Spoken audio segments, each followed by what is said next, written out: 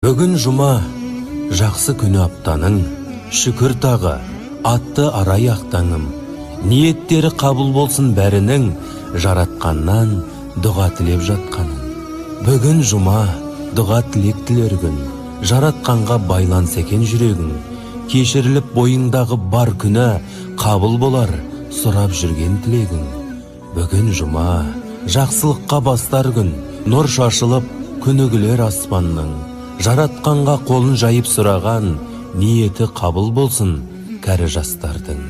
Бүгін жұма, ең ғажап күн тамаша, тілек қабыл болар Алла қаласа. Мұсылманның жарасады бірлігі, бір-біріне кешіріммен қараса.